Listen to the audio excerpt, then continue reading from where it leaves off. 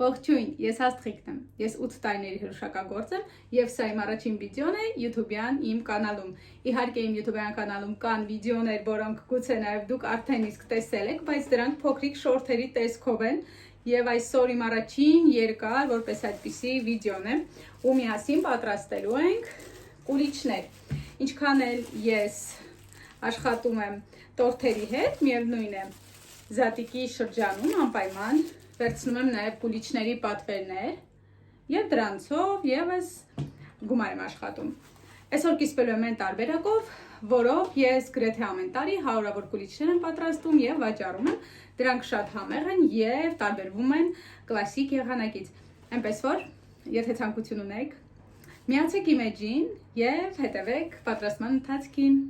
Ընթացքում ոչ միայն պատրաստելու ենք, այլ նաև հաշվելու ենք կուլիչների ինքնարժեքը։ Խանութից գնել եմ ձու 120 ռուբլի, չամիչ 170 ռուբլի, կատնաշոր 2 հատ 125 ռուբլի յուրաքանչյուրը, շաքարավազ, որը կիլոգրամը 65 ռուբլի էր, նարինջ, որը դուրս եկավ 50 ռուբլի մոտավորապես, թթվասեր 130 ռուբլու, բուսայու 150 ռուբլի, փխրեցուցիչ և վանիլին, ալյուր և կարագն ու չամիչն էլ տանը կար, անպայման կհաշվեմ վերջում։ Դե գնացինք պատրաստելու։ Բաղադրատոմսը կարող եք գտնել վիդեոյի նկարագրությունների բաժնում։ Ինչու եմ ես սիրում այս բաղադրատոմսը, որովհետև սրա մեջ չկա դրոշ։ Բացի դրանից, այս բաղադրատոմսում կա կատնաշոր, ինչը շատ յուրահատուկ համ է տալիս կուլիչներին և դրանց համեմատաբար օգտակար է դարձնում։ Ձվի վրա ավելացնում ենք շաքարավազը և միասին հարում ենք մի քանի րոպե, մինչև մասսան մի փոքր կսպիտակի։ Հասնել իդեալական սպիտակության, ինչպես վանիլային բիսկվիտի դեպքում է, այս պահին կարիք չկա, ուղղակի որպեսզի մասսան համասեռ լինի։ Ես հարում եմ մոտավորապես 3-ից 4 րոպե։ Հարելուց հետո ստացված մասսայի վրա ավելացնում ենք մնացած բաղադրիչները՝ կատնաշոր, թթվասեր, բուսայուղ և կարագ։ Բոլոր չափաբաժինները կտեսնեք վիդեոյի ներքևի հատվածում։ Ստացված մասսան հարում ենք մոտավորապես 1-ից 2 րոպե, մինչև ընդհանուր դառնա համասեռ զանգված։ Երկար հարելու կարիք այս դեպքում ևս չկա։ Փխրեցուցիչը լցնում ենք ալյուրի մեջ, մի լավ խառնում ենք, հետո միայն մաղում ենք ընդհանուր մասսայի վրա։ Մաղով անցկացնելը ամենակարևոր պայմանների մեջ է մտնում։ Շարունակում ենք հարել ընդամենը մի քանի րոպե, մինչև մասսան դառնա համասեռ։ Իհարկե, եթե ես աշխատում եմ մեծ չափաքանակի հետ, ես օգտագործում եմ անպայման պլանետարնի միքսեր, բայց քանի որ գուցե ձեզանից շատերը չունեն պլանետարնի միքսեր, ես որոշեցի ձեզ ցույց տալ հենց սովորական միքսերով տարբերակը։ Մի փոքր խառնում եմ նաև սիլիկոնե գդալով, բայց եթե դուք աշխատեք պլանետարնի միքսերների հետ, իհարկե սիլիկոնե գդալով խառնելու կարիք այլևս չի լինի։ Այսքանով խմորը համարվում է պատրաստ։ Ես ավելացնում եմ սև և սպիտակ չամիչներ, ինչպես նաև սիրում եմ ավելացնել ապելսինի քերուկ։ Այն շատ հետաքրքիր համային երանգ է տալիս մեր կուլիչին։ Այսպես ուղղակի խառնում եմ, մինչև ամբողջ մասսան դառնա համասեռ։ Կուլիչներ ես պատրաստում եմ կուլիչների համար նախատեսված կապսուլների մեջ, այս պահին իմ մոտ 3 չափսեր են տարբեր։ Քանի որ ես այս կուլիչները պատրաստում եմ, որպես անոնց ներկայացնեմ իմ պատվիրատուներին,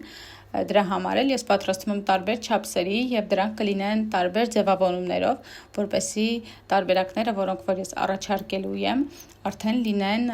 վերջնական և պատվիրատուն տեսնելիս հասկանա, թե որ ձևավորումն է ուզում և որ չափսն է ուզում։ Մեծ կապսուլների մեջ ես լցնում եմ 500 գրամ, միջին չափսերի մեջ 300 գրամ, իսկ փոքրերի մեջ 200 գրամ։ Ընդհանուր առմամբ ինձ մոտ ստացվում է 5 տարբեր չափսերի կուլիչներ։ Թաց գդալի օգնությամբ հավասարեցնում ենք կուլիչների երեսները, որպեսզի դրանք համեմատաբար գեղեցիկ բարձրանան, մի հատվածում շատ, մյուս հատվածում քիչ չլինի։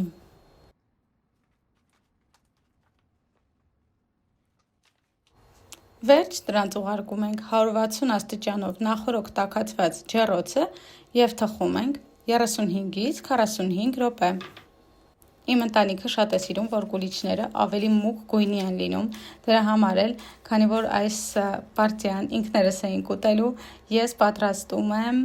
ավելի մուգ, այսինքն 45 րոպեից ավելի շատ եմ թողել, գրեթե 55 րոպե թողել եմ եփվի։ Իսկ ընդհանրապես կուլիչների եփվածությունը կարող եք ստուգել փայտիկների միջոցով։ Ինչպես տեսնում եք, թղթերը շատ հեշտ հեռացվում են կուլիչների վրայից, բայց եթե դուք ցանկանում եք, որպեսզի կուլիչները ավելի երկար պահպանեն իրենց փափկությունը, կարող եք թղթերով էլ պահել։ Ես այս պահին հեռացնում եմ թղթերը, քանի որ կուլիչները պետք է զարդարեմ և դրանք պետք է փաթեթավորեմ հատուկ թղթերի մեջ։ Այստեղ վերևում հիմա թողնում եմ կուլիչների ինքնարժեքը արդեն ամբողջապես հաշված։ Հաջորդ վիդեոում ես մանրամասն ցույց կտամ, թե ինչպես եմ զարդարել այս սիրուն կուլիչները։ Եվ իհարկե մեր ստացված կուլիչի ինքնարժեքին կգումարենք արդեն ձևավորման ինքնարժեքը եւս եւ միասին կորոշենք, թե ինչ գնով կարելի է վաճառել այս կուլիչները, որպեսզի մեզ ձեռնատու լինի։ Շնորհակալ եմ, եթե դիտեցիք մինչև վերջ, լայք դրեք, գրեք մեկնաբանություններում, եթե ձեզ այս ֆորմատը դուր է գալիս։